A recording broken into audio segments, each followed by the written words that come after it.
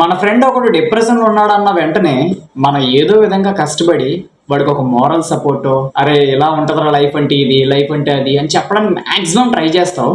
నువ్వు ఎంత చెప్పినా వాడికి ఆ డిప్రెషన్లో ఉండడం ఇష్టం. 100 చెప్పు, వాడు మళ్ళీ డిప్రెషన్లోకి వెళ్తాడు. దేవుడు ఒక రోజు పందిని పిలిచి ఒక మాట అన్నాడంట. పిగ్గుంటుంది కదా, పంది పంది నేను నాతో తీసుకెళ్తాను స్వర్గానికి వస్తావని. వస్తాను, మరి ఇక్కడ బురద ఉంటుందని అడిగిందంట. వాస్తవంగా ఈ మెంటాలిటీతోనే జనాలు ఉంటారు. నువ్వు మంచి ఒక ప్రశాంతమైనటువంటి స్టేజ్కి తీసుకెళ్దామో, అట్లీస్ట్ ఈ మెంటాలిటీ నుంచి దూరం చేద్దామను ఎంతో మాక్సిమం కష్టపడతావు. నాకు తెలిసిన వాళ్ళు చాలా మంది ఉన్నారు అట్లా చేసిన వాళ్ళ ఫ్రెండ్స్లో. కానీ వాడికి ఆ బురదలో ఉండడం ఇష్టం.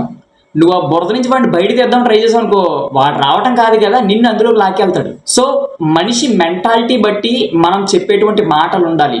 ప్రతి వ్యక్తికి కూడా మనం ఒకే మాటలు చెప్పామంటే ఆ వ్యక్తి మనల్ని అర్థం చేసుకోవడం కాదు, వాడిని మనల్ని అర్థం చేసుకునే స్టేజ్కి మనం దిగజారిపోతాం.